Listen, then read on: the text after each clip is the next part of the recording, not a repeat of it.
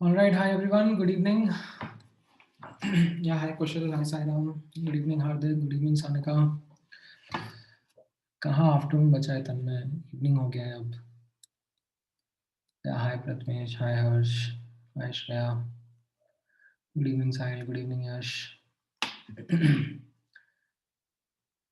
All right, so I think last class में हम लोगों ने molecular orbital theory start किया था, but unfortunately, like we were barely even able to get into the details of it. So हम लोग वहीं से कंटिन्यू करते हैं. आई गेस मैंने आप लोगों को ग्रुप पर होमवर्क भेज दिया था. I hope you guys are doing it right away. You are not waiting for the last moment. So we are going to discuss it, but I don't know when. Wednesday को do you guys have classes?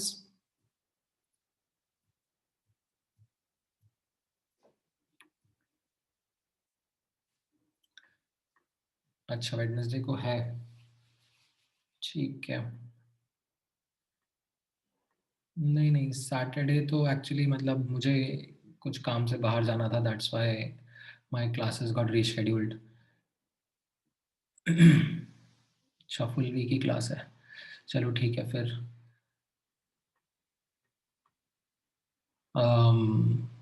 ऐसे Wednesday को रात को 9 से 10 बजे रखना है doubt session.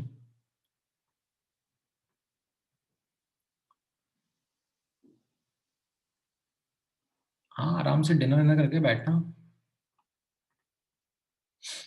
9 से 10 क्या करोगे?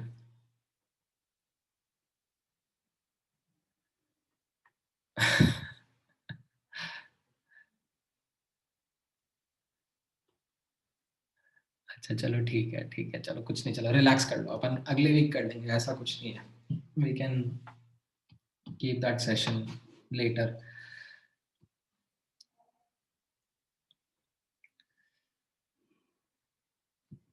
All right. डोरेमोन देखना होता है भाई साहब. कौन है ये डोरेमोन? बड़े हो गए यार तुम अब थोड़े. ये डोरेमोन वगैरह बंद कर दो.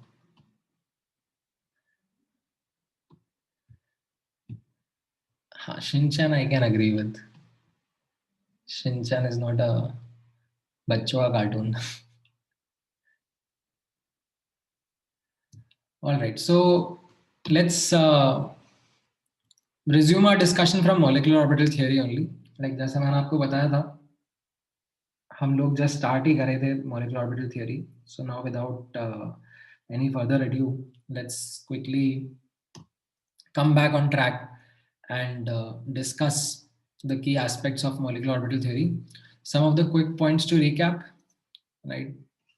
एक ये note था which talked about our scope of discussion.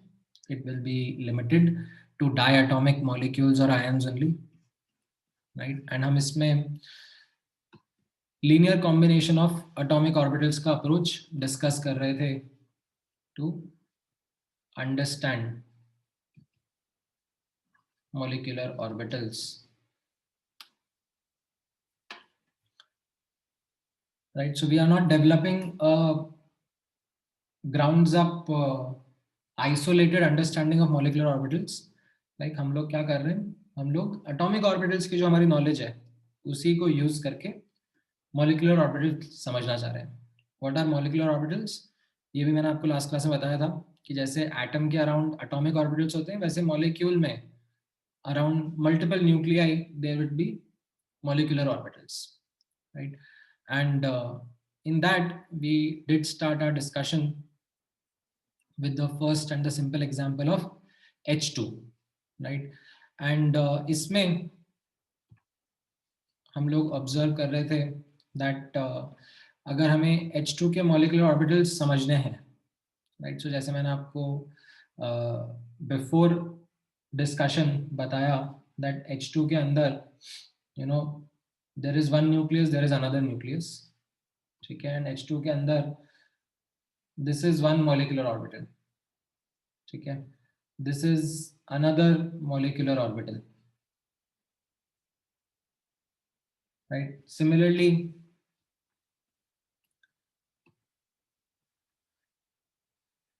you have say one more molecular orbital, which is something in this way, or in fact कुछ और थोड़ा सा कॉम्प्लिकेटेड सा शेप है, ठीक है, समथिंग इन दिस वे. ये एक दूसरा मॉलिक्यूलर ऑर्बिटल आ गया है. फिर there is something in this way, इस तरीके से भी है. So these are molecular orbitals which are, there are many.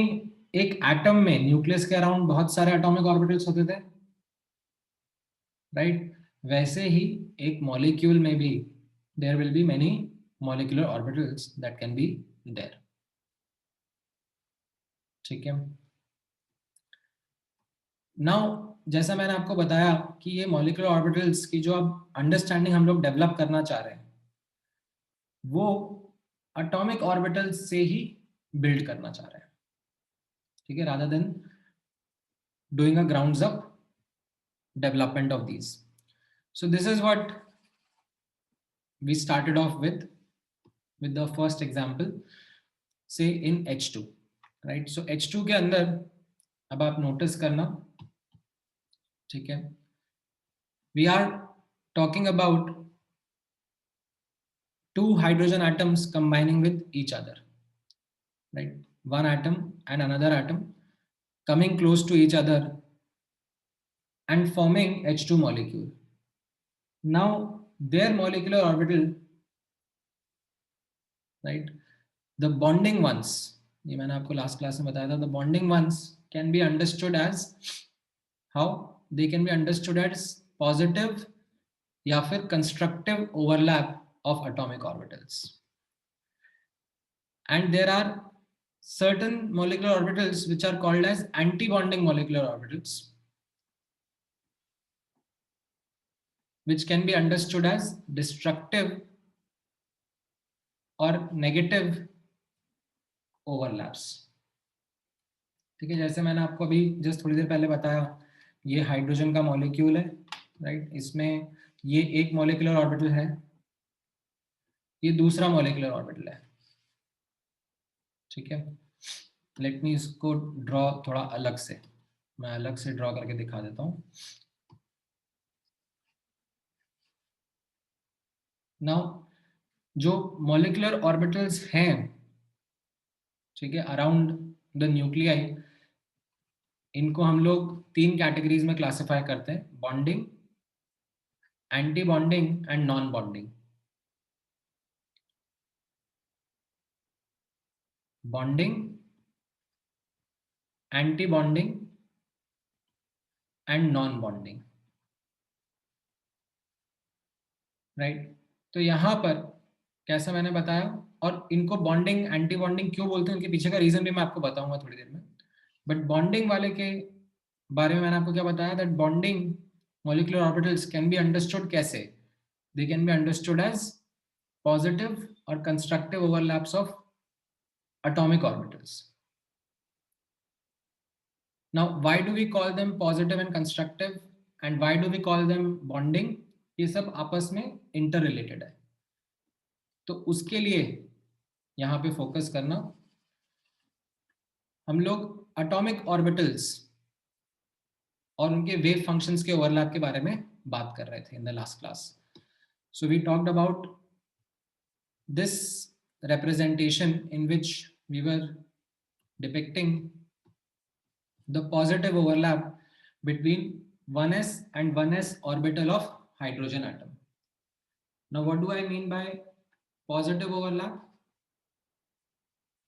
This is the interference of wave functions. कैसा? Constructive, right? तो ये कंस्ट्रक्टिव इंटरफेरेंस कैसा दिखता है? यहां पर हम लोगों ने ऑब्जर्व किया था कि ये एक हाइड्रोजन एटम है, उसका न्यूक्लियस, और उसके अराउंड जो 1s का वेव फंक्शन होगा, उसका एम्पलीट्यूड हम लोग कैसे रिप्रेजेंट करते हैं? Using psi1, and it will be something in this manner, exponentially decaying manner. Right. ये याद आया कि नहीं याद आया आपको? लास्ट क्लास में हमने डिस्कस किया था। वैसे ये दूसरा हाइड्रोजन का एटम है, राइट, और ये उसका वेव फंक्शन है, लाइक उसके वेव फंक्शन का एम्पलीट्यूड है, right. So if you remember, ये हमारा एम्पलीट्यूड वर्सेस इंटरन्यूक्लियर एक्सिस का प्लॉट था, ठीक है। Then what do we mean by constructive interference? I am not sure if you are aware of this word constructive or in phase. ये in phase word सुना है आपने कभी? Have you come across this word in phase? Okay, ठीक है। तो ये थोड़ा सा waves पढ़ने के बाद में समझ में आता है, तो we will skip that word for now. We'll just restrict ourselves to constructive interference. What was meant by constructive interference? Where the amplitudes added up, right? ये मैंने आपको ऐसे एग्जांपल बताया था कि ये वाटर का एक वेव है, एक लेफ्ट टू राइट आ रहा है और एक राइट टू लेफ्ट आ रहा है, और वो कैसे मीट अप कर रहे हैं? They are meeting up in a manner where they are overlapping with each other such that the crest overlaps with crest and trough overlaps with trough. तो actual में क्या होगा,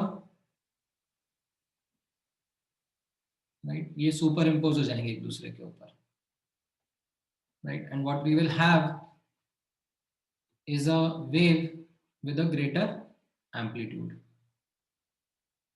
right?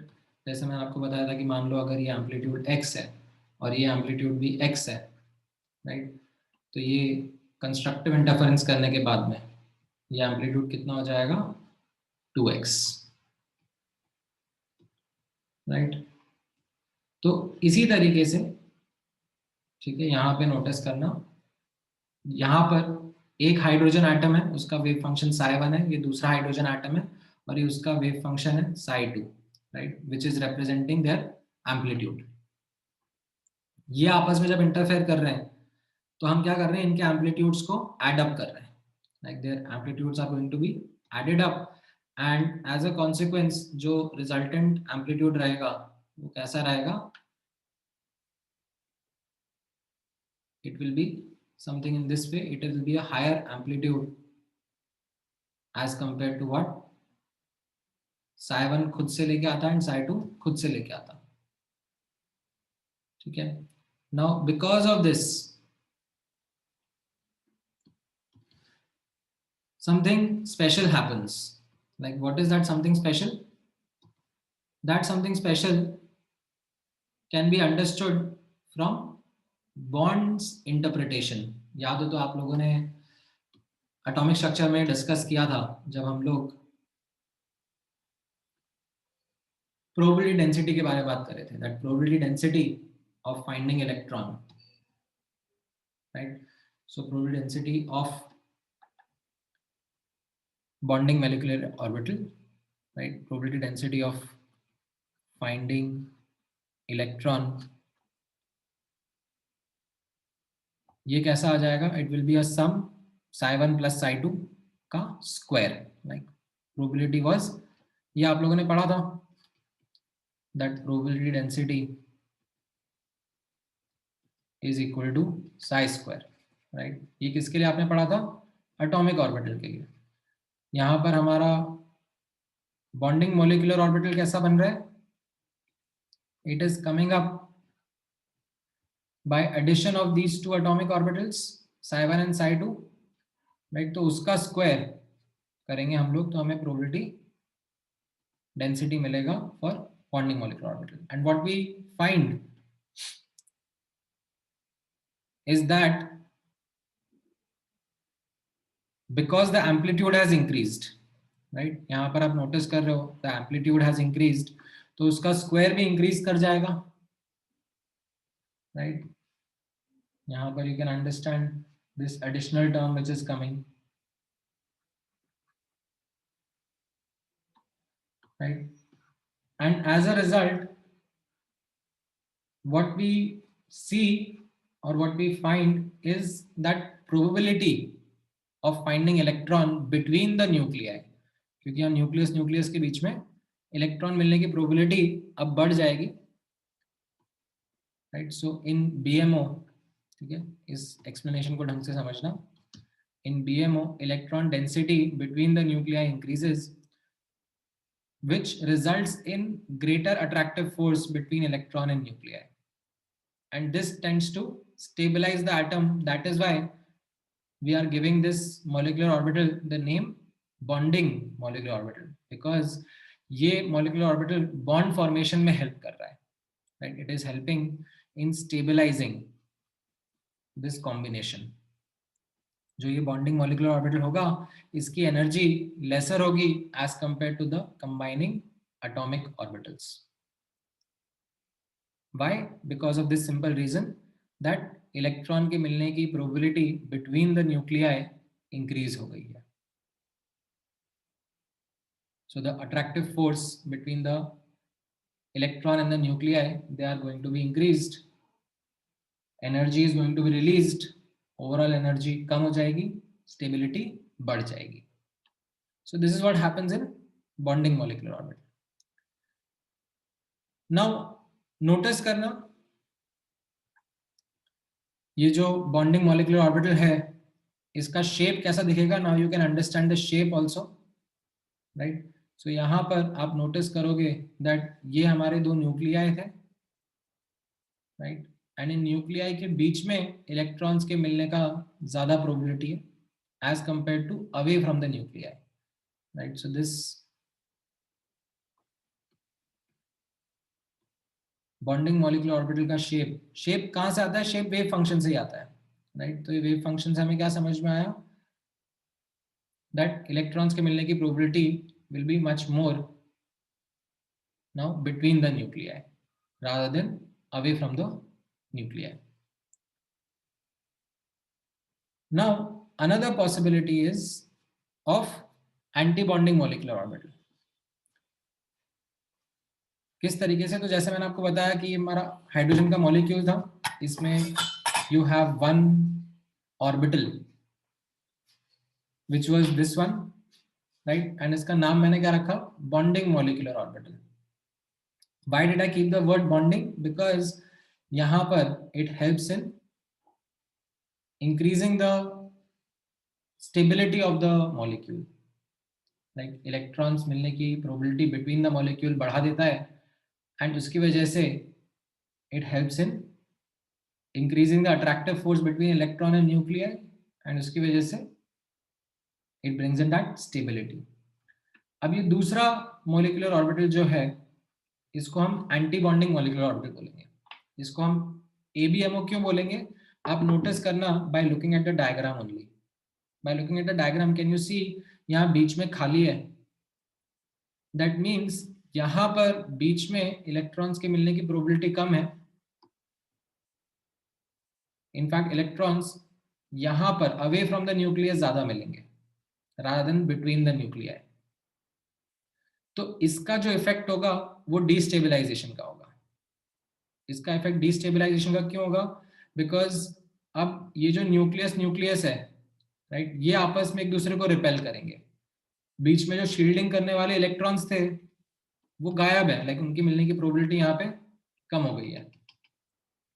So this will have a destabilizing effect, and this will be called as an ABMO, anti-bonding molecular orbital. अब हम इस anti-bonding molecular orbital को समझ कैसे सकते हैं, इसका फॉर्मेशन हम लोग किस तरीके से समझ सकते हैं.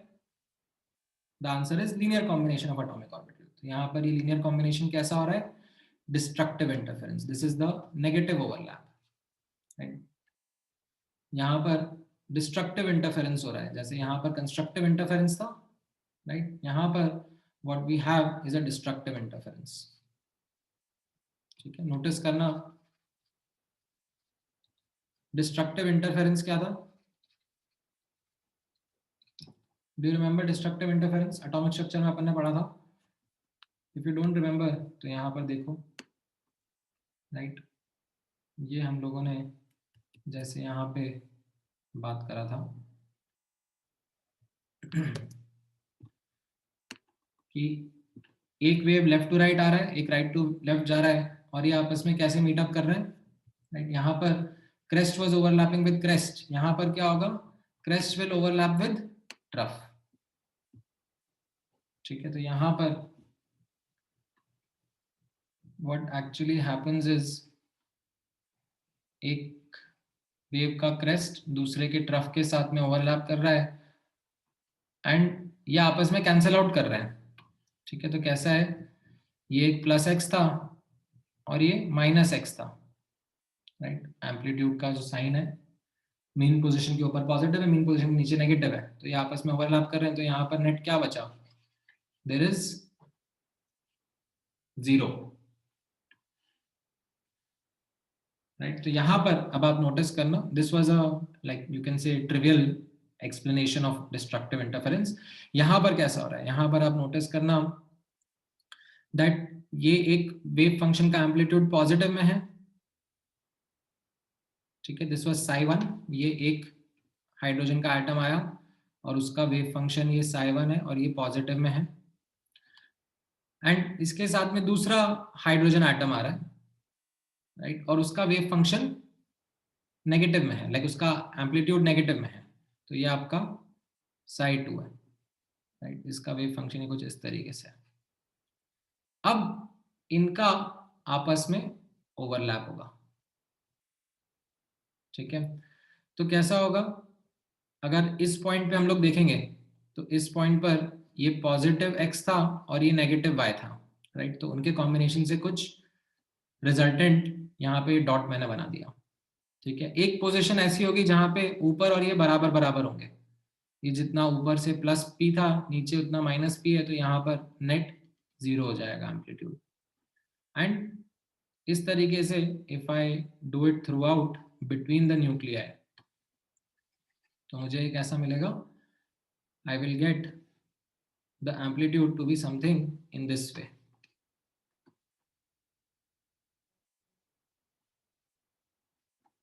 ठीक है। नाउ अब नोटिस करना दैट एम्पलीट्यूड इस तरीके से आ रहा है after doing the destructive interference. तो how do we understand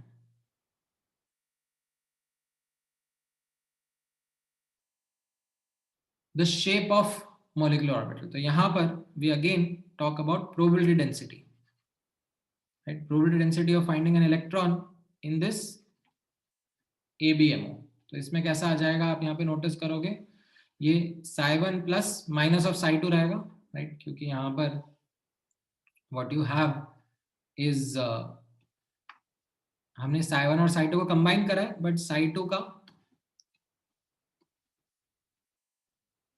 sign negative है, राइट। एंड प्रोबेबिलिटी डेंसिटी क्या होगा, उसका स्क्वायर। तो इसका स्क्वायर हम लोग करेंगे तो क्या दिखेगा आपको, यहाँ पर psi1 का स्क्वायर प्लस psi2 का स्क्वायर, एंड यहाँ पर you can see minus 2 psi1 psi2. So what does this mean? This means amplitude decreases,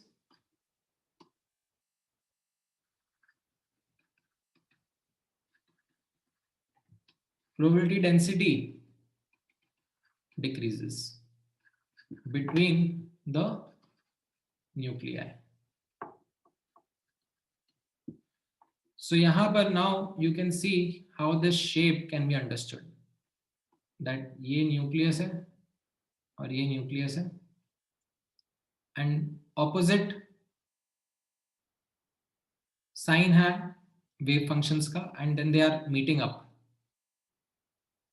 तो बीच में क्या हो रहा है, एम्पलीट्यूड डिक्रीज हो रहा है, एंड एम्पलीट्यूड डिक्रीज होने से क्या हो रहा है, यहाँ पर इलेक्ट्रॉन्स के मिलने की प्रोबेबिलिटी यहाँ बीच में कम हो रही है, and as a consequence the shape of this molecular orbital comes out to be in this manner, right. बीच में कम है एंड लेफ्ट हैंड साइड में इलेक्ट्रॉन मिलेगा, राइट हैंड साइड में मिलेगा, बट बीच में मिलने की चांस कम हो जाएगी।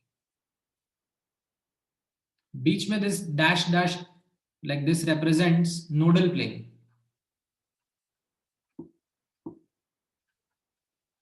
राइट। ये एक ऐसा पॉइंट आया ना यहाँ पे जहां पर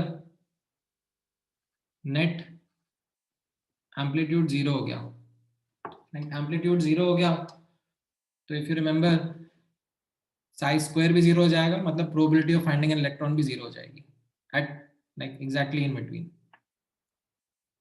सो that's a feature of this anti bonding molecular orbital. इसमें एक नोडल प्लेन रहेगा बीच में. मॉलिक्यूलर ऑर्बिटल में, बॉन्डिंग वाले में ऐसा कुछ नहीं था. Bonding molecular orbital was without any node, like this one. ठीक है. Now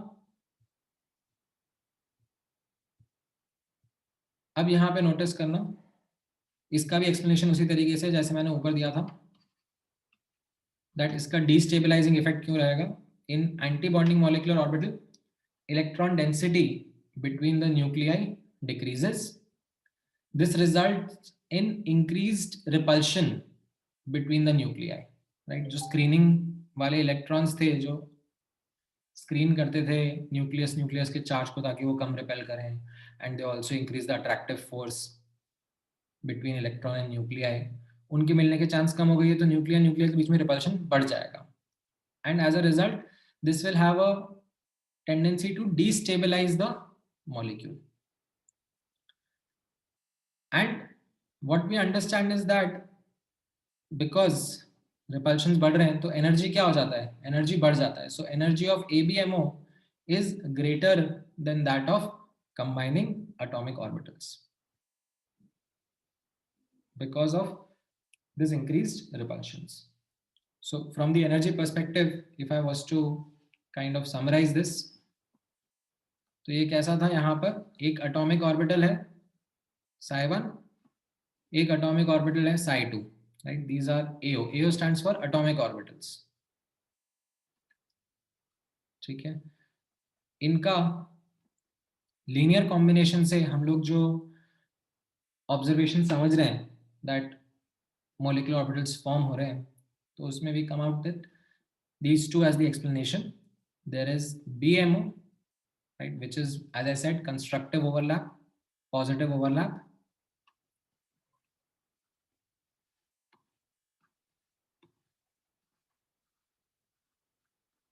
And it is of a lower energy, like ये left hand side पे यहाँ पे energy का scale बनाया हुआ है. So this is of a lower energy. And you have ABMO, right, which is of a higher energy.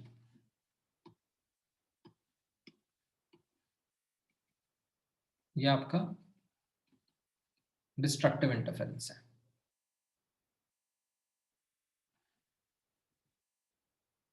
So now अब notice करना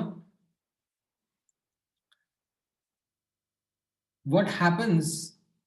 ठीक है, ध्यान से सुनना. वैसे मैं थोड़ी देर में आपको ये एक्सप्लेन करूंगा भी सही. इन केस ऑफ H2, ठीक है, क्या हो जाएगा. इन केस ऑफ H2 आप नोटिस करना, ये एटॉमिक ऑर्बिटल था,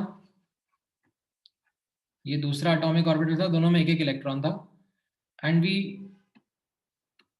फाउंड और we understood that combining these atomic orbitals we get these molecular orbitals, one which is bonding of a lower energy and the other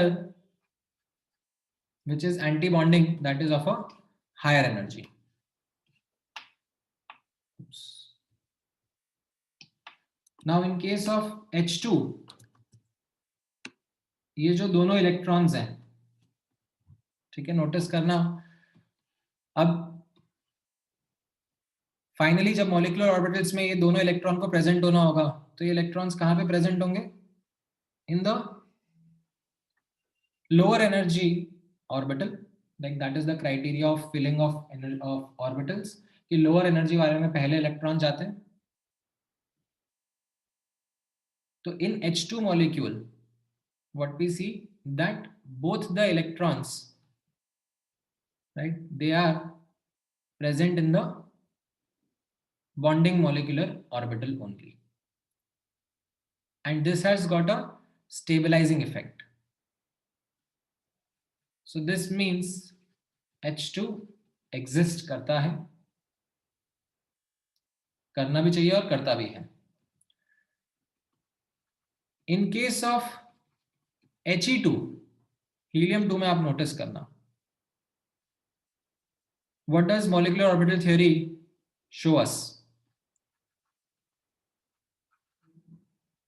right, we have similar situation, ठीक है, helium, एक helium atom दूसरा helium atom आ रहा है, दोनों का 1s orbital combine कर रहा है, राइट, सेम ही सिचुएशन है, बट यहां पर नोटिस करना, what we have is, we have 4 electrons, दो एक हीलियम एटम लेके आ रहा है, दो दूसरा हीलियम एटम लेके आ रहा है। अब वो जो इलेक्ट्रॉन्स फिलअप होंगे,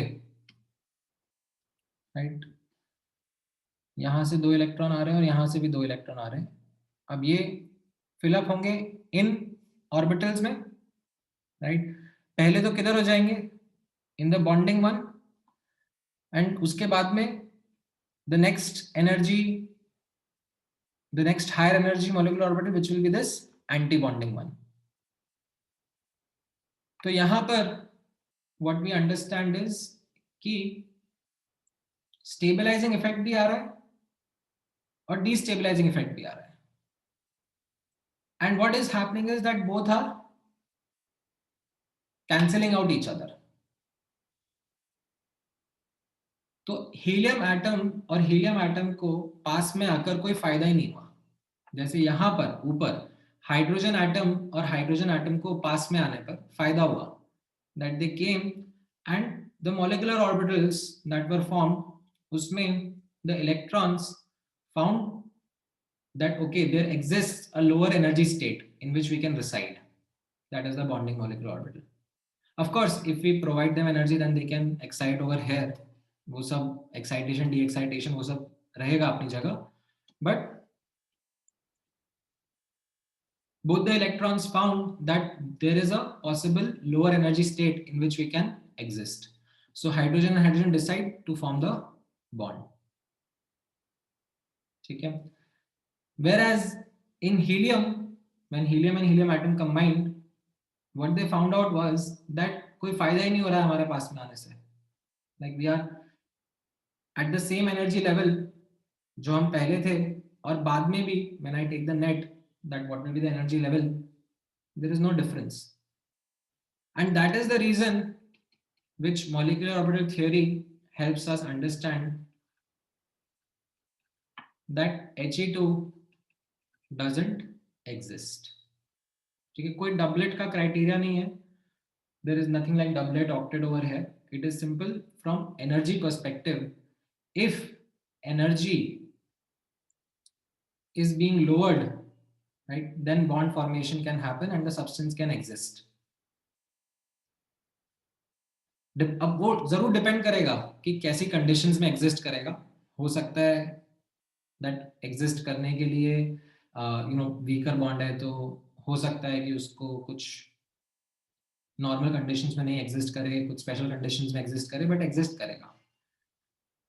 हाउएवर देन जैसे He2 में हमको मिला, यहाँ पर देखने में समझ में आया that when these atomic orbitals combine, in molecular orbitals में एक बॉन्डिंग था, एक एंटी बॉन्डिंग था, the electrons are getting filled up and then there is no net change in energy, like the net energy that is there is what was there in atomic orbitals only. So then what molecular orbital theory suggests us that helium helium को आपस में combine होने पे कोई फायदा नहीं मिलेगा,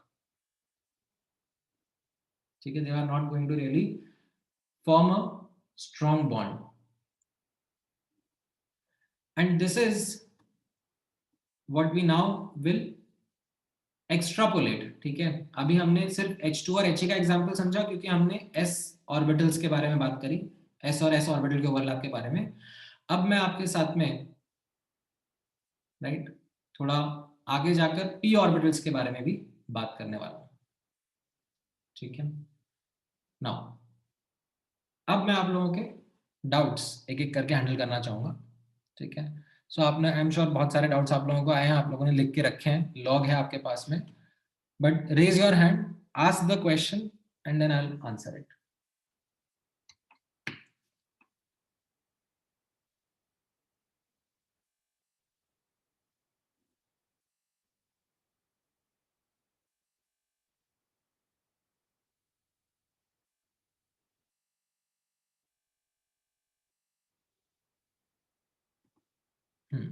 बोलो Harsh. Hello sir. Hmm sir इधर एनर्जी जब आप बोल रहे थे तो कौन सा एनर्जी था वो, जैसे कि एंटी बॉन्डिंग में एनर्जी कम होगा एंड बॉन्डिंग में एनर्जी ज्यादा रहेगा, तो वो कौन सा एनर्जी है? इलेक्ट्रोस्टैटिक पोटेंशियल एनर्जी ना, पॉजिटिव नेगेटिव चार्ज के बीच वाला। Okay sir. एंड सर एक और सा, मतलब हीलियम को अगर कुछ फायदा नहीं हो रहा है देन मतलब फॉर्म करने के लिए फॉर्म कर सकते हैं ना He2? सो He2 डिटेक्ट होता है, ऐसा नहीं है कि He2 डिटेक्ट नहीं होता है, बट जब उसके डिटेक्टेड बॉन्ड एनर्जीज देखे जाते हैं तो दे आर वेरी लेस। जैसे H2 में बॉन्ड एनर्जी कितना है, ऐसे आई थिंक 200-400 किलो जूल पर मोल का है। He2 का सिंगल डिजिट्स में मतलब डिटेक्ट होता है उस स्पेक्ट्रोस्कोपी के थ्रू। ओके सर, ठीक है sir, got it, thank you. Hmm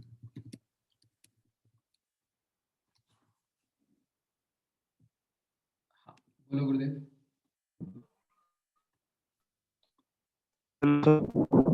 हाँ सर जब हम He2 कब बनाते हैं तब पहले पहले ऐसे होता तुम्हारी है क्या आवाज ब्रेक कि हो। फर्स्ट फर्स्ट बॉन्डिंग फुल है? हेलो सर, अभी आवाज आ रही है? हाँ अभी बेटर है। सर मतलब पहले पहले बॉन्डिंग फील हो जाता है, बाद में एंटी बॉन्डिंग फील होता है कि मतलब एक इलेक्ट्रॉन बॉन्डिंग में होते हैं, एक इलेक्ट्रॉन एंटी बॉन्डिंग में होते हैं। नहीं नहीं, वो तो देखो ना, जो अपन ने पढ़ा था कि जो एटॉमिक ऑर्बिटल्स फिल करने का रूल्स होते हैं ना, वही रूल फॉलो होते हैं। लोअर एनर्जी में पहले भरेगा, फिर हायर एनर्जी का नंबर आएगा। लोअर एनर्जी में जब भरेगा तो कैसा रहेगा, पॉलीज एक्सक्लूजन प्रिंसिपल फॉलो होगा, राइट। दो से ज्यादा इलेक्ट्रॉन्स नहीं भर सकते, ठीक है। इनफैक्ट हंड रूल भी फॉलो होगा, वो मैं आपको आगे बताऊंगा, अभी आगे आएगा वो, बट वही same set of rules he follow होते हैं। एंड सर ये पॉजिटिव ओवरलैप वो ग्राफ के बारे में ना, पॉजिटिव और नेगेटिव ओवरलैप वेव्स के बारे में। हाँ, तो जो एम्पलीट्यूड्स का ओवरलैप समझाने की कोशिश कर रहा हूँ मैं इन ग्राफ्स के थ्रू आपको। सर कि तो समझा नहीं मुझे, ओवरलैप कहाँ पर हो रहा है? यहाँ पे देखो, ये आपको एटॉमिक ऑर्बिटल याद है, राइट। ये न्यूक्लियस है, यस सर। न्यूक्लियस के अराउंड एटॉमिक ऑर्बिटल था, ये एस ऑर्बिटल, राइट। ये तो एस ऑर्बिटल का विजुअलाइजेशन था, ठीक है। और ये दूसरे एस ऑर्बिटल का विजुअलाइजेशन था, ठीक है। अब ये दोनों जब पास में आ जाएंगे, राइट, तो क्या होगा, वो चीज को समझने के लिए we need to think about wave functions. Okay sir, समझा। क्योंकि ये वेव फंक्शंस ही है ना, लाइक ये एस ऑर्बिटल जो था ये वेव फंक्शन था, दूसरा एस ऑर्बिटल भी वेव फंक्शन था। तो अब इनके ओवरलैप को हमें समझना है, तो हमें वेव्स का ओवरलैप का स्टडी करना पड़ेगा। तो हमने वही यहाँ पर करा, हमने मैथमेटिकली एस ऑर्बिटल, एक एस ऑर्बिटल का वेव फंक्शन का एम्पलीट्यूड दिखा, दूसरे एस ऑर्बिटल का वेव फंक्शन का एम्पलीट्यूड लिखा, और उनको आपस में ओवरलैप कराया। हाँ, बोलो हर्ष। सर आपने दोनों जो एग्जांपल लिए वो आइडेंटिकल एटम्स के थे। तो हम्म। सर अगर ऐसा कोई मॉलिक्यूल हुआ जिसमें मतलब एक एटम से दो इलेक्ट्रॉन आ रहे हैं और एक से एक ही आ रहा है, तो सर उसमें बॉन्डिंग में दो बनेंगे और नॉन बॉन्डिंग में एक ही बनेगा, तो उसमें क्या होगा? नहीं नहीं नहीं, ओके, समझना, यहाँ पर स्टार्टिंग से मैं ये चीज बता रहा हूँ। Since the beginning of the chapter, it is the orbitals which are overlapping, it is the orbitals which are hybridizing. Like electrons तो बाद में लेके आओगे, मतलब ऐसा है ना, जैसे आपको याद हो तो कि हाइड्रोजन का एक एटम है, तो हाइड्रोजन के एक एटम के न्यूक्लियस के अराउंड एस ऑर्बिटल भी रहता है, पी ऑर्बिटल भी रहता है, राइट। भले इलेक्ट्रॉन एक है, ओके सर। ठीक है। तो ऑर्बिटल्स के बारे में हम लोग पहले समझेंगे, बाद में फिर उनमें इलेक्ट्रॉन की फिलिंग करते हैं। Yes sir. All right, anyone else who has a doubt based on what we studied just now? हाँ, बोलो यश। तो orbital of similar energy bonding और एंटी बॉन्डिंग बना सकते हैं ना? हाँ हाँ, सो वो अभी हम यहाँ पर, ये मैं एक बार रिकैप करूंगा आप लोगों के साथ में, that what will be the criteria of overlaps as per LCO. मतलब ये इनके क्राइटेरिया क्या रहते हैं, एसेंशियल कंडीशंस क्या रहती हैं ऑफ ओवरलैपिंग। तो उसमें number 1, yes, similar energy of combining atomic orbitals, right? तभी इफेक्ट दिखता है, मतलब मैंने बताया ना आपको कि ये एटॉमिक ऑर्बिटल है, ये एटॉमिक ऑर्बिटल है, ठीक है।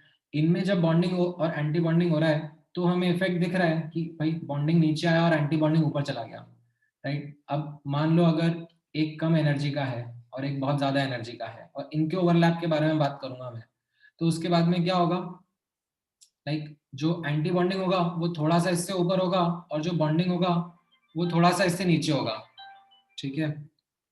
तो खास कुछ फर्क ही नहीं आया ना as compare to what original was. तो it will be kind of देना नॉन बॉन्डिंग ओवरलैप, उसको हम नॉन बॉन्डिंग कैटेगरी में डाल देंगे। Okay sir. ठीक है, तो ये एक एसेंशियल क्राइटेरिया रहता है। देन दूसरा एसेंशियल क्राइटेरिया रहता है, यहाँ पर नोटिस करना,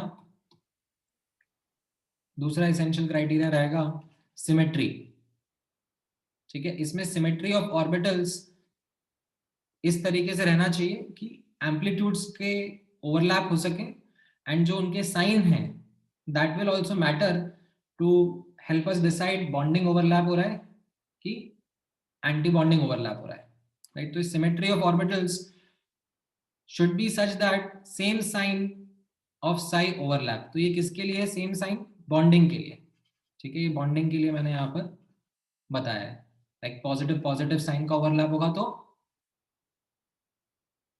एड अप हो जाएंगे, ठीक है। यहाँ पर जैसे आप नोटिस करोगे कि मैंने यहाँ पर ये प्लस और प्लस को कंबाइन करा है, ठीक है। आप चाहते तो यहाँ पर नेगेटिव और नेगेटिव को भी कंबाइन कर सकते थे, ठीक है, क्योंकि जब हम श्रोडिंगर इक्वेशन के सोल्यूशन की बात करते हैं, like for example one of the solution that comes from Schrodinger equation is 1s orbital, ठीक है। तो माइनस साई 1s भी सोल्यूशन होता है, ठीक है। तो मैं एम्पलीट्यूड पॉजिटिव से भी डिनोट कर सकता हूँ, नेगेटिव से भी डिनोट कर सकता हूँ, कोई फर्क नहीं पड़ता। तो मैं यहाँ पर नेगेटिव नेगेटिव भी बना सकता था, ठीक है। बट अपन सिंपल रखेंगे अपनी अंडरस्टैंडिंग, जब बॉन्डिंग ओवरलैप हो रहा है, ठीक है, तो बॉन्डिंग ओवरलैप में what we need is same sign, ठीक है। This is what is important for us, that same sign region overlap, ठीक है। एंड तीसरा क्राइटेरिया क्या था जो मैंने लास्ट टाइम भी बताया था आप लोगों को, कि न्यूक्लियस आपस में इतना पास होने चाहिए कि ओवरलैप अच्छा हो, बट इतने पास भी नहीं होने चाहिए कि रिपल्सिव फोर्सेस डोमिनेट करने लग जाए, right. To show you that यहाँ पर this will be kind of a diagram that helps you understand energy versus internuclear distance का, राइट। सो ये आर क्या रिप्रेजेंट कर रहा है? Internuclear distance, right. सो हम एक ऐसी जगह पर जाना चाहेंगे, right, this will be our ideal location जहाँ पे बॉन्ड फॉर्मेशन होगी, ठीक है। बीएमओ जितना नीचे है, एबीएमओ उतना ऊपर है, ठीक है। हम लोग ज्यादा पास में भी लेके आना चाहेंगे न्यूक्लियस को, आर को इतना कम भी नहीं करना चाहेंगे क्योंकि फिर रिपल्सिव इंटरेक्शन ज्यादा हो जाएंगे, और ज्यादा दूर भी नहीं रखना चाहेंगे, ठीक है। There would be an optimal distance between the nuclei, ठीक है। सबसे ज्यादा इंपॉर्टेंट अपने लिए अभी ये वाला पॉइंट है जहां पर हम लोग ऑर्बिटल्स का ओवरलैप समझ पाए कि बॉन्डिंग और एंटी बॉन्डिंग कैसे हो रहा है। तो अभी एस ऑर्बिटल का तो आपको समझ में आया, लाइक एकदम ही सिंपल था, लाइक बेसिक है। एस ऑर्बिटल का ओवरलैप मैंने आप लोगों को समझाया। अब हम थोड़ा सा और अपनी लर्निंग को बढ़ाएंगे, wherein we will now talk about overlap between p orbitals, ठीक है। अब पी ऑर्बिटल्स में पहले सिग्मा ओवरलैप के बारे में बात कर लेते हैं, राइट। तो ये एक पी ऑर्बिटल रहेगा और एक पी ऑर्बिटल रहेगा, उनका सिग्मा ओवरलैप रहेगा। तो can you take a guess from your side, ठीक है। एस ऑर्बिटल का मैंने आपको समझाया है, एंड पी ऑर्बिटल का मैं चाहता हूं कि आप अपनी तरफ से एक गेस लो इन विच आप एक बार बॉन्डिंग मॉलिक्यूलर ऑर्बिटल बना के दिखाओ और एक बार एंटी बॉन्डिंग मॉलिक्यूलर ऑर्बिटल बना के दिखाओ, ठीक है। एंड आपको याद हो तो एक पी ऑर्बिटल के बारे में आपको बता देता हूँ कि एक पी ऑर्बिटल में एक लोग पॉजिटिव रहता है, एक लोग नेगेटिव रहता है, ठीक है। ये एक पी ऑर्बिटल का एम्पलीट्यूड का वेव फंक्शन होता है, लाइक यहाँ पे नोड रहता है, नोड के अक्रॉस साइन चेंज होता है, ठीक है। तो आपको ये शायद पहले से नहीं पता था, बट मैं बता रहा हूँ आपको, कि इन एन एटॉमिक ऑर्बिटल, ठीक है, जो ये p एटॉमिक ऑर्बिटल है, इसमें लाइक आपको ये तो पता था कि इसका शेप ऐसा रहता है डंबल जैसा, राइट। इसमें मैं आपको एक एडिशनल पीस ऑफ इंफॉर्मेशन बता रहा हूँ कि एक लोब का साइन पॉजिटिव होता है, एक लोब का साइन नेगेटिव होता है, ठीक है। ऐसा क्यों होता है, वो इसके वेव फंक्शन की प्रॉपर्टी है। इसमें ये नोड के अक्रॉस साइन चेंज होता है एटसेट्रा एटसेट्रा, बट ये है। अब ऐसा ही एक और p ऑर्बिटल यूज करके और उनका सिग्मा ओवरलैप करा के, ठीक है, पाई भी कराऊंगा मैं आपको, बट पहले सिग्मा आई एम आस्किंग कि सिग्मा ओवरलैप कराकर can you make bonding and anti bonding molecular orbital, can you take an attempt on that line? कोशिश करो।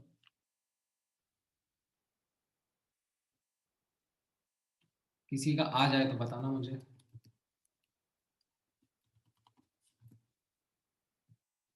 हाँ बोलो यश। सर बॉन्डिंग में दोनों इंटरन्यूक्लियर एक्सिस पे होंगे और पॉजिटिव वो पॉजिटिव ओवरलैप करेंगे। परफेक्ट। बीच में एक ऐसा जैसे एस और एस ओवरलैप का था वैसा बन जाएगा और साइड में दो छोटे लोब्स रह जाएंगे।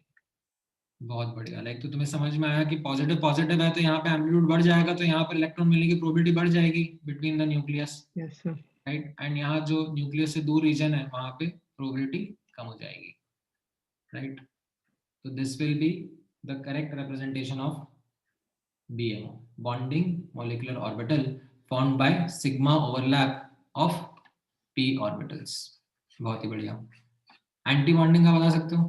सर एंटी बॉन्डिंग में जैसे d ऑर्बिटल का शेप होता है वैसा हो जाएगा, बस सेपरेट हो जाएंगे वो। हाँ, सो ये एंटी बॉन्डिंग ओवरलैप हो गया। इसमें क्या नोटिस करने लायक बात थी, यहाँ पर ये पॉजिटिव ओवरलैप में पॉजिटिव साइन था, यहाँ नेगेटिव ओवरलैप में पॉजिटिव साइन नेगेटिव साइन के साथ ओवरलैप कर रहा है, ऑपोजिट साइन आपस में ओवरलैप कर रहा है। तो उससे क्या हो जाएगा, यहाँ बीच में इलेक्ट्रॉन्स मिलने की प्रोबेबिलिटी कम हो जाएगी, ठीक है, बिटवीन द न्यूक्लियाई। लाइक ये एक न्यूक्लियाई था, ये दूसरा न्यूक्लियाई था, इनके बीच में इलेक्ट्रॉन मिलने की प्रोबेबिलिटी कम हो जाएगी, तो यहाँ छोटे छोटे लोब हो गए, ठीक है। बीच में इनफैक्ट एक नोडल प्लेन भी आ गया, क्योंकि एक जगह ऐसा होगा जहां पे एम्पलीट्यूड कंप्लीटली कैंसिल आउट कर जा रहे होंगे, ठीक है।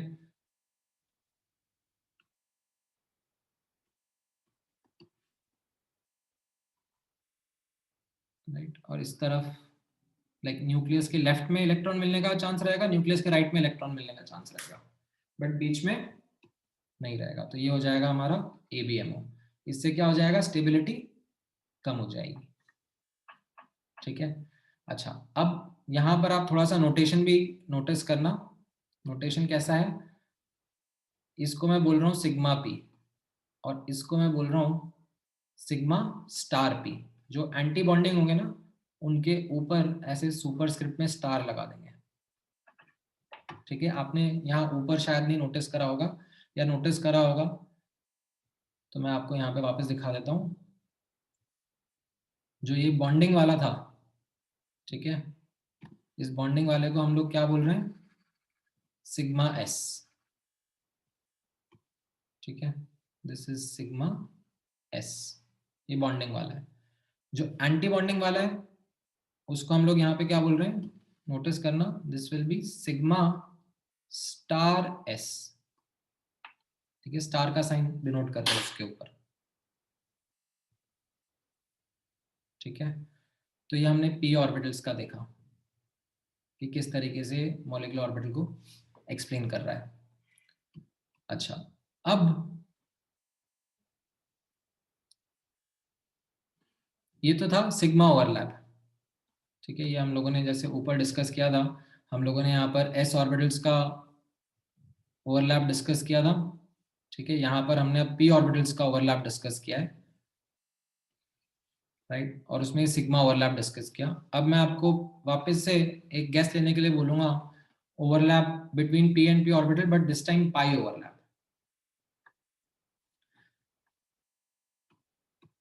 ठीक है। तो आपको पाई ओवरलैप कराना है। यू रिमेंबर पाई ओवरलैप कैसा होता था? And now can you take a guess of how the bonding molecular orbital and anti-bonding molecular orbital will look like?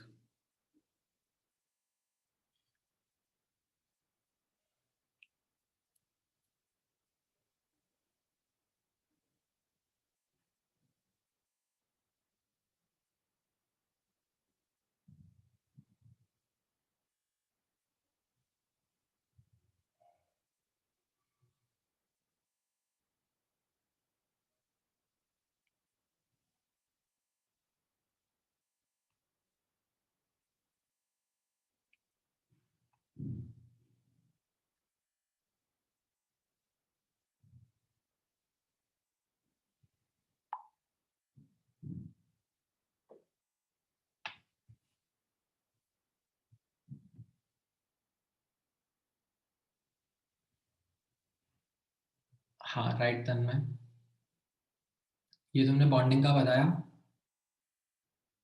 हाँ राइट हार्दिक, ये तुमने एंटी बॉन्डिंग का बताया।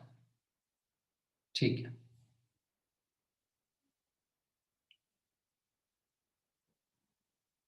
shall I show or you guys want a minute more to think about it?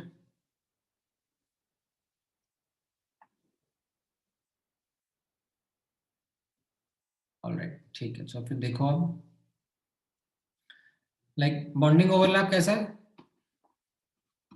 Same sign आपस में overlap करेंगे तो positive positive आपस में ओवरलैप करेगा, तो यहाँ पर एम्पलीट्यूड बढ़ जाएगा, राइट। नेगेटिव नेगेटिव आपस में ओवरलैप करेगा तो यहाँ पर भी एम्पलीट्यूड बढ़ जाएगा, राइट। एंड यहाँ पर लेट्स से ये मान लो px और px था, ठीक है, तो ये yz प्लेन जो था इसका भी नोड था, yz प्लेन इसका भी नोड था, तो ये मेरे मॉलिक्यूलर ऑर्बिटल का भी नोड रहेगा, ठीक है, क्योंकि 0 + 0 0 ही होगा। ये समझ में आया, क्योंकि ये जो हॉरिजॉन्टल प्लेन था ये लेफ्ट वाले p ऑर्बिटल का भी नोड है और इसका भी नोड है, तो नोड प्लस नोड तो 0 ही रहेगा ना। एंड ऊपर एक बढ़ा लो नीचे एक बढ़ा लो, तो ये क्या हो जाएगा, इसका नाम होगा, आप नोटिस करना, पाई p, ठीक है। ये ब्रैकेट में u क्या लिखा हुआ है मैं समझाऊंगा थोड़ी देर बाद, ठीक है, ब्रैकेट में u क्या लिखा हुआ है मैं थोड़ी देर बाद समझा दूंगा, बट अभी इसका नाम नोटिस करना, पाई p। वैसे ही नेगेटिव ओवरलैप होगा तो कैसा रहेगा, यहाँ पे आप नोटिस करना, पॉजिटिव साइन नेगेटिव साइन के साथ में ओवरलैप करेगा, पॉजिटिव साइन नेगेटिव साइन के साथ में, नेगेटिव साइन पॉजिटिव साइन के साथ में, तो यहाँ पर कैसा बनेगा, बीच में there will be decreased probability of finding electrons. In fact एक जगह तो होगी जहां पर नोडल प्लेन बन जाएगा, राइट, जहां पे कैंसिल आउट कर रहे हैं, और एक के नोडल प्लेन तो ओरिजिनल नोडल प्लेन ही है, राइट, दोनों का नोडल प्लेन ही था। एंड ये लोब्स के साइज श्रिंक हो जाएंगे, राइट, ये लोब्स के साइज श्रिंक हो जाएंगे बिकॉज एम्पलीट्यूड्स कम हो जाएंगे यहाँ पे, ठीक है। तो probability of finding an electron will be decreased, ठीक है, they will be more away from the nucleus rather than between the nucleus. ये समझ में आया आप लोगों को?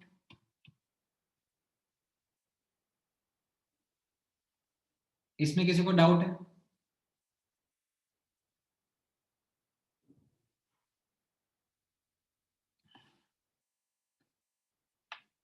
Anything you would want to ask and understand? All right, great. ठीक है, अच्छा, अब ये छोटा सा एक एस्पेक्ट है which is related to why I have written, अच्छा यहाँ पर इसको पाई स्टार p से डिनोट करेंगे क्योंकि ये एंटी बॉन्डिंग है, right, this one was ABMO and this one was BMO, right. अच्छा, अब एक छोटा सा पॉइंट यहाँ पे नोटिस करना, वो छोटा सा पॉइंट इसलिए है क्योंकि उसका ज्यादा कुछ इंपॉर्टेंस नहीं है, बट याद रहना चाहिए। यहाँ पर मैंने ये G लिखा है सिग्मा बॉन्डिंग के साथ में, सिग्मा एंटी बॉन्डिंग के साथ में मैंने U लिखा है, ठीक है। सिग्मा P में मैंने यहाँ पे G लिखा है, ठीक है, एंड सिग्मा एंटी बॉन्डिंग में यहाँ पे मैंने U लिखा है, पाई P में U लिखा है और पाई स्टार में, पाई एंटी बॉन्डिंग में G लिखा है, ठीक है। तो ये होता है एक नोटेशन रहता है जिसको हम लोग कहते हैं जिरेड एंड अनजिरेड, ठीक है। G stands for जिरेड, U stands for ungired। Now इसका एक मीनिंग होता है, मतलब it holds N importance from the perspective of symmetry, ठीक है। बट अगर ये एक्सप्लेनेशन नहीं भी याद रहेगा तो चलेगा, आप इतना रट्टा मार लो, ठीक है, ये आप रट्टा मार लो तो आपका काम चल जाएगा। मतलब this is something which I have seen from experience कि वो जेरेड अनजेरेड में बच्चों का दिमाग कंफ्यूज होता ही रहता है। तो सिग्मा बॉन्डिंग है तो जेरेड बोल देना, सिग्मा एंटी बॉन्डिंग है तो अनजेरेड बोल देना, पाई बॉन्डिंग है उल्टा कर देना, पाई बॉन्डिंग में अनजेरेड और पाई एंटी बॉन्डिंग में जेरेड, ठीक है। बस ये इतना, ये एक नोटेशन रहता है, ठीक है, from the perspective of symmetry आता है ये। अब इसका explanation is something which goes है, बट अगर ये आपको नहीं भी याद रहेगा तो चलेगा, मतलब इट्स एब्सोल्युटली ओके। मतलब इसमें लाइक रोटेट करना पड़ता है ऑर्बिटल्स को 180 degree around the internuclear axis, 180 degree about the internuclear axis. तो उसमें फिर लोब्स का साइन चेंज होता है कि चेंज नहीं होता है, उससे जेरेड अनजेरेड वगैरह बोले जाते हैं। And this definition is only valid when there is center of symmetry। अब क्या है कि आपको ना सिमेट्री सिलेबस में नहीं है, ठीक है। सिमेट्री वैसे अपने आप में एक बड़ा टॉपिक होता है, मतलब दिस इज इनफैक्ट आपको स्टैंडर्ड टेक्स्ट बुक अगर पढ़ोगे तो उसमें before bonding, before understanding about molecular orbitals and all, तो एक पूरा चैप्टर होता है सिमेट्री के ऊपर, centre of symmetry, plane of symmetry, axes of symmetry. Like थोड़ा सा आपको ऑर्गेनिक में नॉलेज देंगे, but it's a detailed topic in itself. However हमारे सिलेबस में नहीं है वो कॉन्सेप्ट, ठीक है। तो उसका एक लाइक छोटा छोटा कुछ इधर उधर पार्ट आ जाता है। तो यहाँ पर in case of molecular orbital theory, ये जो ऑर्बिटल्स हैं इनके साथ में एक वर्ड टैग्ड होते हैं, जेरेड अनजेरेड, और उसकी डेफिनेशन कुछ इस तरीके से रहती है। बट आपको क्या बताया मैंने, कैसे याद रखना है, बस सिग्मा बॉन्डिंग है तो जेरेड, सिग्मा एंटी बॉन्डिंग है तो अनजेरेड, और पाई में इसका उल्टा कर देना, रिवर्स कर देना, दैट्स इट। तो आपका ये प्रॉब्लम सॉल्व हो जाएगा, don't need to think too much over it. अच्छा, apart from this non bonding को भी आप समझ सकते हो, ठीक है। नॉन बॉन्डिंग ओवरलैप्स के बारे में, राइट, हम लोगों ने बात करी थी पहले भी, बट अब मैं उसको थोड़ा सा और इलैबोरेट कर सकता हूं, तो you will be able to appreciate better now. जब हम नॉन बॉन्डिंग ओवरलैप्स के बारे में बात करते हैं तो there are two ways which can result in non bonding overlaps. एक तो था एनर्जी मिसमैच, ठीक है। The energy of non bonding या फिर जीरो ओवरलैप जो हम बोलते हैं, उसमें कैसा होता है, the energy of such non bonding overlaps is like same as that of atomic orbitals. Why? Because AO, the combining atomic orbitals have large energy gap। तो उसमें क्या हो जाएगा कि अगर आप दोनों का कॉम्बिनेशन भी करोगे, जैसे मैंने आपको बताया था अभी थोड़ी देर पहले कि ये एक एनर्जी का अगर स्केल है, एक ऑर्बिटल का एनर्जी कम है और एक ऑर्बिटल का एनर्जी बहुत ज़्यादा है, बहुत गैप है इनके बीच में, राइट। तो बॉन्डिंग वाले का एनर्जी इससे थोड़ा ही छोटा रहेगा और एंटी बॉन्डिंग का एनर्जी से थोड़ा ही बड़ा रहेगा। तो it is hardly any different as compare to the original atomic orbitals. So we say that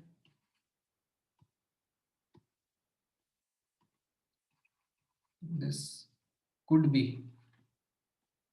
ठीक है, बिकॉज एक तो ये क्राइटेरिया है कि लार्ज एनर्जी गैप होगा, और दूसरा क्राइटेरिया यहाँ पे नोटिस करना, ठीक है, this was the first criteria. Then another criteria is lack of symmetry, ठीक है। सिमेट्री अगर नहीं रहेगी, ठीक है, इनफैक्ट यहाँ पे मेंशन भी किया हुआ है, these results as a lack of symmetry or high energy difference, ठीक है। तो let me not repeat it over here, these results because of lack of symmetry और high energy difference। तो यहाँ पर अब आप नोटिस करोगे सिमेट्री का पर्सपेक्टिव कैसा था। तो मान लो अगर हम एक s और p ऑर्बिटल को इस तरीके से मिला रहे हैं, राइट, s और p ऑर्बिटल को इस तरीके से मिला रहे हैं तो इनके बीच में ओवरलैप यहाँ पर आप नोटिस करोगे that will not be what we had seen for a bonding and a anti bonding, right? यहाँ पर जितना पॉजिटिव पॉजिटिव के साथ ओवरलैप कर रहा है उतना ही पॉजिटिव नेगेटिव के साथ भी ओवरलैप कर रहा है, ठीक है? जितना यहाँ पे पॉजिटिव पॉजिटिव के साथ ओवरलैप कर रहा है उतना ही नेगेटिव नेगेटिव के साथ ओवरलैप कर रहा है, एज इन पॉजिटिव पॉजिटिव के साथ में, पॉजिटिव नेगेटिव के साथ में. तो it is kind of not a proper symmetry in which the overlaps are happening, ठीक है? ये इसने यहाँ पे इस तरीके से नहीं लिखना चाहिए था. So these are essentially called as non-bonding overlaps, ठीक है? अच्छा, तो अब आपको क्या क्या चीजें समझ में आ गई है, एक बार क्विक रिकैप कर लेते हैं.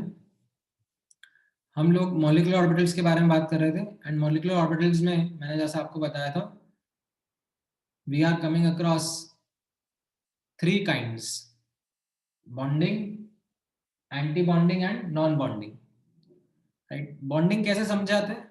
बॉन्डिंग समझे जाते हैं पॉजिटिव ओवरलैप्स या constructive interference of atomic orbitals से. एंटी बॉन्डिंग कैसे समझे जाते हैं?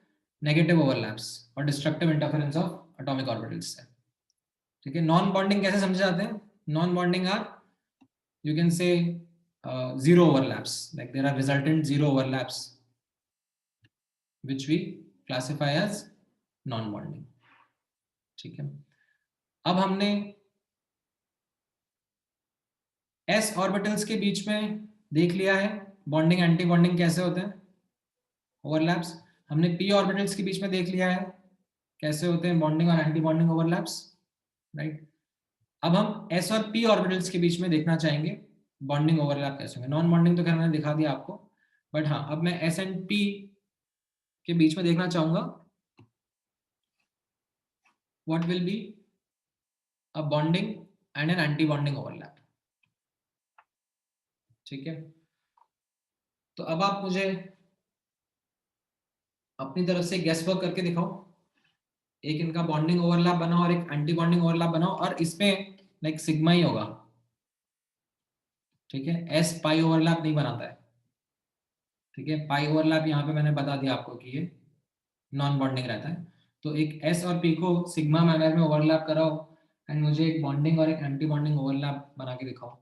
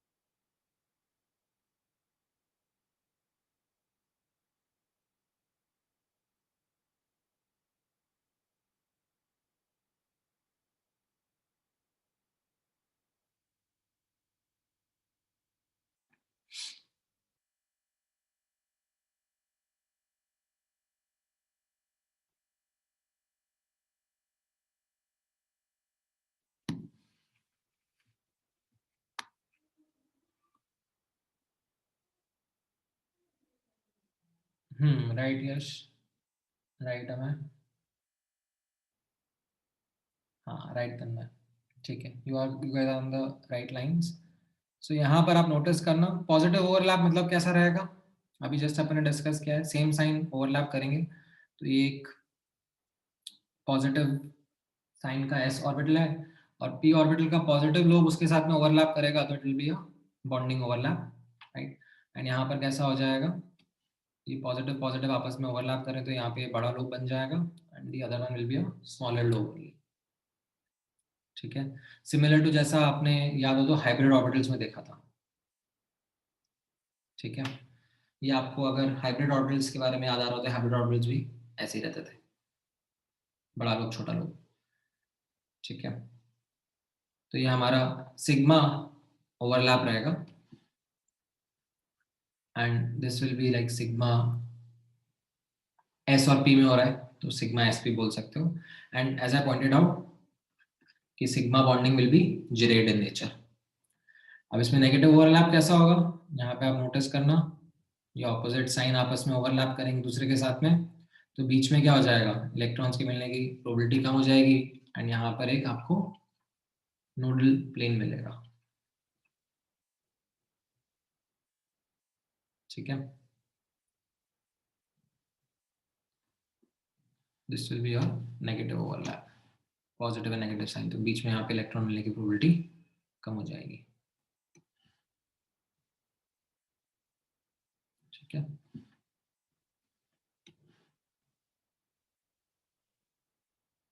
ये एक न्यूक्लियस, ये दूसरा nucleus, right, and this will be called as sigma anti bonding, sigma star.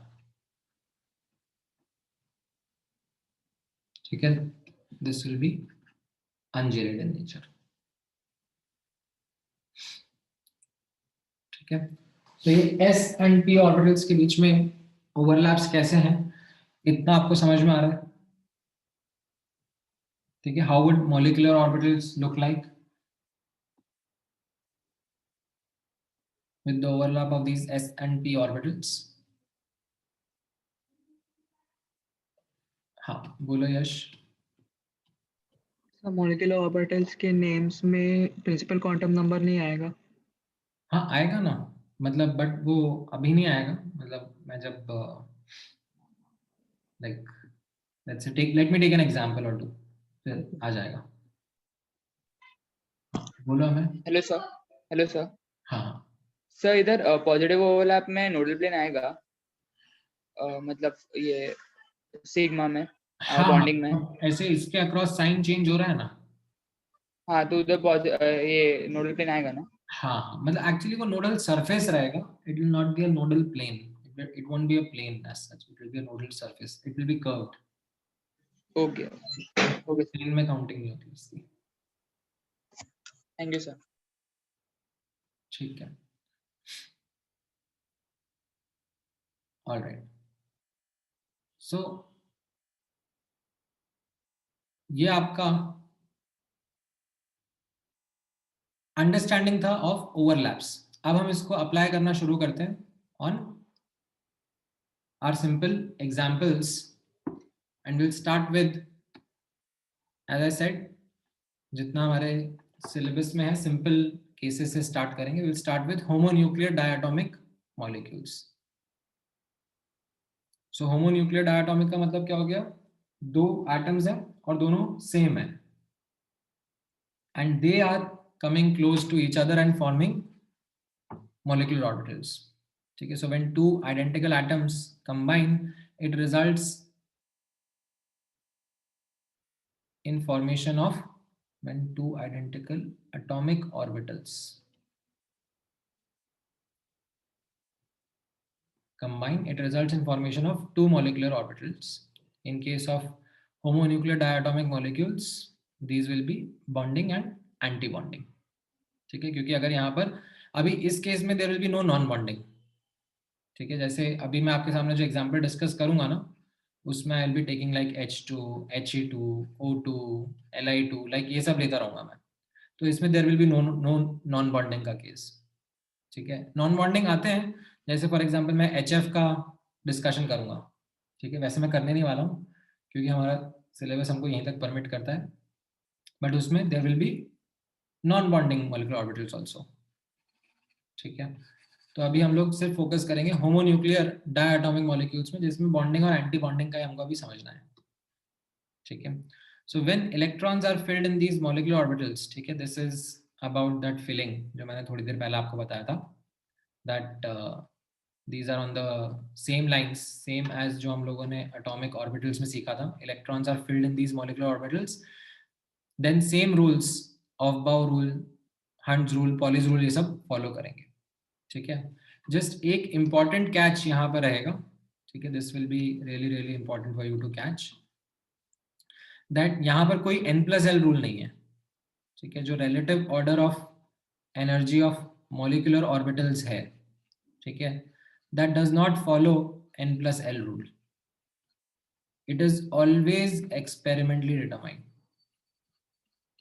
ठीक है। दिस इज जो relative order of energy of orbitals होगा, मतलब जैसे हमने बात करा कि एक ऑक्सीजन का एटम है और दूसरा ऑक्सीजन का एटम है, ठीक है, मैं अभी यही डिस्कस करने वाला हूँ यहाँ पर, ठीक है। ये आपस में कंबाइन करने वाले हैं, ठीक है, तो इनके मॉलिक्यूलर ऑर्बिटल्स फॉर्म होंगे, राइट। अब उनमें जो रिलेटिव ऑर्डर ऑफ एनर्जी रहेगा, ठीक है, that is experimentally determined only, उसमें कोई n+l रूल नहीं रहेगा, ठीक है। तो अब यहाँ पे बहुत ध्यान से फोकस करना on this example of O2, ठीक है। Now before I show that diagram, right, एक बार हम लोग खुद से थोड़ा सोचना शुरू करते हैं, राइट। ये एक ऑक्सीजन एटम आ रहा है और एक ये दूसरा ऑक्सीजन एटम आ रहा है, ठीक है। ऑक्सीजन का कॉन्फ़िगरेशन कैसा रहता था,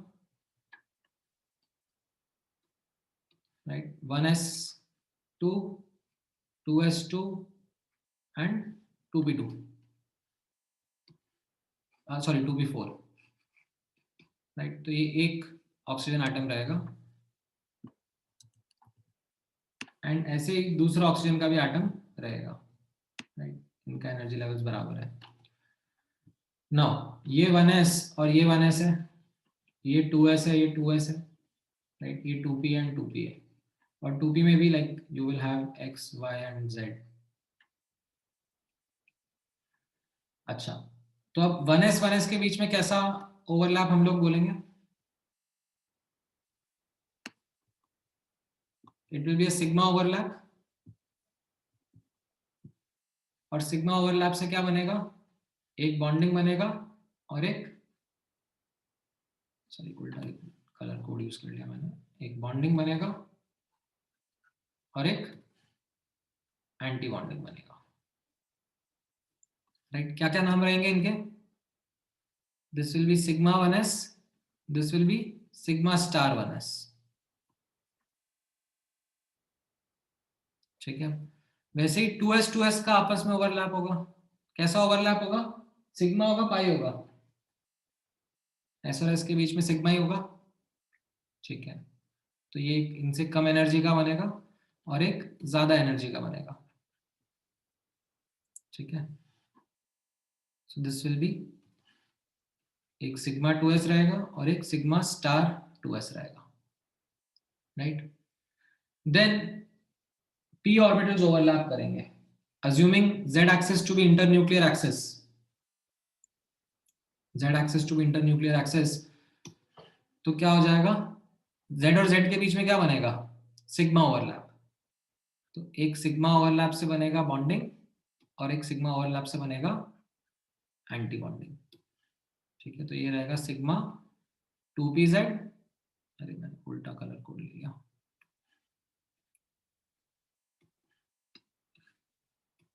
ये रहेगा सिग्मा 2pz और ये क्या रहेगा, सिग्मा स्टार 2pz, ठीक है। अच्छा, px के बीच में ओवरलैप होगा, बट वो कैसा रहेगा, पाई ओवरलैप, तो कोई दिक्कत नहीं है। एक px के बीच में पाई ओवरलैप होगा और एक py के बीच में, तो ये आ जाएगा पाई 2px, राइट, इनफैक्ट अच्छा, पाई 2px की एनर्जी मैंने ऊपर क्यों बनाई सिग्मा से, क्योंकि सिग्मा ओवरलैप आर बेटर, तो यहां पर एनर्जी पाई के कंपैरिजन में ज्यादा कम होगी, ठीक है। और px पाई 2px और पाई 2py बराबर लेवल पे क्यों बने हैं, क्योंकि वो आइडेंटिकल है, उनमें कोई अंतर ही नहीं है, राइट। और ऐसे इनके बॉन्डिंग ओवरलैप हुए हैं तो एंटी बॉन्डिंग ओवरलैप भी होंगे, pi star 2py और 2px and pi star 2py। ठीक है, तो ये मेरे एटॉमिक ऑर्बिटल्स हो गए। समझ में आया ये? इसको हम लोग बोलते हैं मॉलिक्यूलर ऑर्बिटल डायग्राम। कैसे? एटॉमिक ऑर्बिटल्स से हम लोग मॉलिक्यूलर ऑर्बिटल्स बना रहे हैं। ठीक है, वापस से एक बार रिकैप कर देता हूं। 1s 1s के बीच में कैसा हो रहा है? As you can C,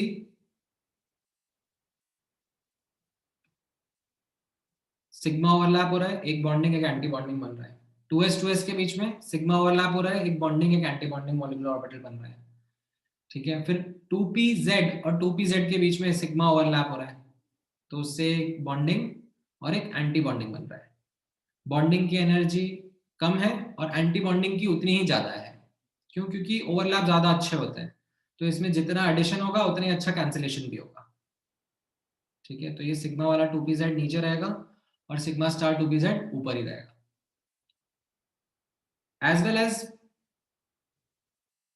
px और px के बीच में लैटरल ओवरलैप हो रहा है, मतलब पाई ओवरलैप हो रहा है। सेम py py के बीच में लैटरल ओवरलैप हो रहा है, राइट? ये आपको बीबीटी से याद होंगे ना, लैटरल ओवरलैप्स। मैं ड्रॉ करके नहीं दिखा रहा हूँ वो, आई एम अज्यूमिंग कि उतना याद है आपको। तो उनकी भी बॉन्डिंग और एंटी बॉन्डिंग बन गए, राइट? बॉन्डिंग जो 2px के हैं उनकी एनर्जी सेम है और एंटी बॉन्डिंग एनर्जी भी सेम है। क्यों? क्योंकि px py में कोई अंतर ही नहीं है यहाँ पे। ठीक है, दोनों में लैटरल ओवरलैप हो रहा है। तो ये हमारे relative order of energy of molecular orbitals आपके सामने तैयार है। Is this clear with everyone? इसमें किसी को कुछ डाउट पूछना है? अच्छा, अब हाँ बोलो Yash. Pi star X sigma star के नीचे क्यों है? क्योंकि सिग्मा स्टार में ज्यादा एनर्जी है as compare to pi star. मतलब जैसे मैंने आपको बताया, सिग्मा और पाई ओवरलैप में कौन सा अच्छा होता है? Which is a better overlap? Sigma. तो जब उनके बीच में कंस्ट्रक्टिव ओवरलैप हुआ तो एम्पलीट्यूड ज्यादा अच्छे से बढ़ा, ज्यादा इलेक्ट्रॉन डेंसिटी आई और ज्यादा एनर्जी भी आई। ठीक है, ज्यादा एनर्जी रिलीज हुई, तो ये नीचे आ गया सिग्मा 2pz। और वैसे जब उनके बीच में डिस्ट्रक्टिव ओवरलैप भी हुआ तो कैंसिलेशन भी अच्छे हुए, इलेक्ट्रॉन डेंसिटी उतनी ही कम हो गई, तो रिपल्शन उतने ही बढ़ गए, एनर्जी उतनी ही बढ़ गई। Okay sir. ठीक है, हाँ। अब हाँ बोलो हमें। सर जैसे हीलियम में मतलब ये कैंसिल हो गए थे, या इधर भी हो गए क्या? हाँ हाँ हाँ, तो अब हम इलेक्ट्रॉन फिलिंग पे आते हैं। ठीक है, तो अब इसमें कितने इलेक्ट्रॉन्स रहेंगे? 8 + 8, 16 इलेक्ट्रॉन्स फिल करने हैं ना, यस। राइट? तो ये 16 इलेक्ट्रॉन्स अब आप फिल करना शुरू करो, राइट? और वही सब करना पड़ेगा जैसे पहले कर रहे थे। लोअर एनर्जी में पहले भरेंगे, फिर ऊपर जाएंगे। ऊपर कब जाएंगे? जब लोअर एनर्जी पूरा हो जाए। ठीक है, तो ये 1 2 3 4 5 6 7 8, राइट? 8 इलेक्ट्रॉन्स भर लिए मैंने, फिर 9 10। ठीक है, यहां तक किसी को कोई दिक्कत नहीं होनी चाहिए। अब हंड्स रूल का रोल आएगा। हंड्स रूल क्यों आएगा? क्योंकि ये डीजेनरेट ऑर्बिटल्स है ना, सेम एनर्जी के हैं, तो इनमें पेयरिंग कब तक नहीं होगी? जब तक सब में एक एक अनपेड इलेक्ट्रॉन नहीं आ जाता, राइट? तो ये 10 इलेक्ट्रॉन भर गए। अब उसका नोटिस करना, ये 11 रहेगा, फिर ये 12 रहेगा। ठीक है, अब उसके बाद में ये 13 रहेगा, ये 14 रहेगा। अब नेक्स्ट हायर एनर्जी लेवल पे जाएंगे, ये 15 रहेगा और 16 रहेगा। समझ में आया? तो कैन यू नोटिस यहां पर 2 important things. क्या क्या है? कैंसिल आउट कर गए, कैंसिल आउट कर गए, राइट? एंड इनके बीच में इनकम्प्लीट कैंसिलेशंस होंगे, एंड आप नोटिस करोगे कि बॉन्डिंग ज्यादा है, एंटी बॉन्डिंग कम है इलेक्ट्रॉन्स, राइट? बॉन्डिंग इलेक्ट्रॉन ज्यादा है, एंटी बॉन्डिंग इलेक्ट्रॉन्स कम है, तो ओवरऑल स्टेबलाइजेशन आ जाएगा, right? Overall this will be a stable molecule. दूसरा जो एक और इंपॉर्टेंट चीज आप यहाँ पे नोटिस कर रहे हो is as a natural outcome of MOT, it is coming that oxygen has unpaired electrons, and this is what explains the paramagnetic behavior of oxygen gas also. O2 gas paramagnetic hoti hai. This is an experimentally understood fact which is coming as a logical explanation from molecular orbital theory also. ठीक है? हाँ, vacant orbital vacant रहेगा ना, क्या दिक्कत है? ऐसा थोड़ा ना है कि वेकेंट ऑर्बिटल नहीं हो सकता. इसके ऊपर तो और बहुत सारे रहेंगे, मतलब आपको यहाँ पे करना है तो 3p 4p सबका करो ना, वो सब वेकेंट ही रहेंगे. वो सब काम के नहीं, इसलिए मैंने ड्रॉ नहीं करे, बट ऑर्बिटल तो प्रेजेंट रहेंगे ही सही ना. These are energy states in which the electron can be present. हाँ, आप एनर्जी प्रोवाइड करोगे तो इलेक्ट्रॉन एक्साइट होके जा सकता है इन वेकेंट ऑर्बिटल में, but that's excitation, D excitation and all of that thing.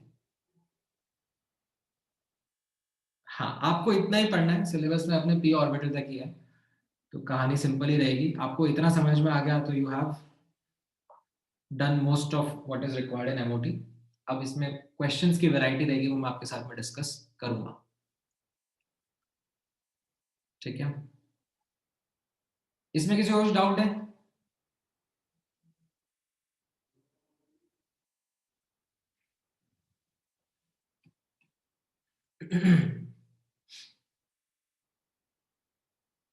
हाँ, रुक भाई, there will be some cancellation over here because there are some anti-bonding electrons, so we are going to talk about it.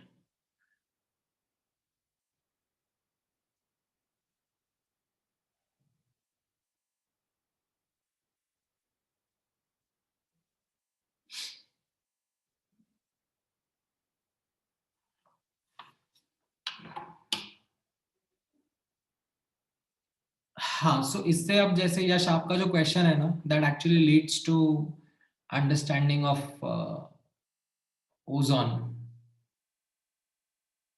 ठीक है, but 3 atoms अपने syllabus का part नहीं है, तो हम लोग नहीं जाएंगे आगे.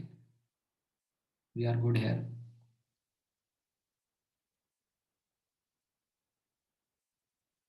ऑल राइट, ठीक है. सो इसी का कंटिन्यूएशन अब हमने नेक्स्ट क्लास पे भी करेंगे. ठीक है, यहाँ तक का मैं आप लोगों के साथ में शेयर कर देता हूँ. फिर इसके आगे हमारा अभी थोड़ा सा और पार्ट बाकी, जिसमें हम अब डिफरेंट एग्जाम्पल्स के साथ में भी और बातें करेंगे. Like we will discuss more such homonuclear as well as some heteronuclear diatomic atom molecules और आयंस, एंड उनके मॉलिक्यूलर ऑर्बिटल डायग्राम्स के बारे में बात करेंगे थोड़ा. ठीक है, बाकी अंडरलाइन कॉन्सेप्ट यही था.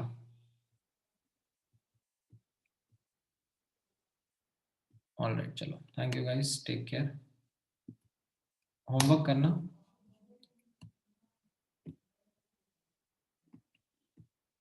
And we'll find time to discuss.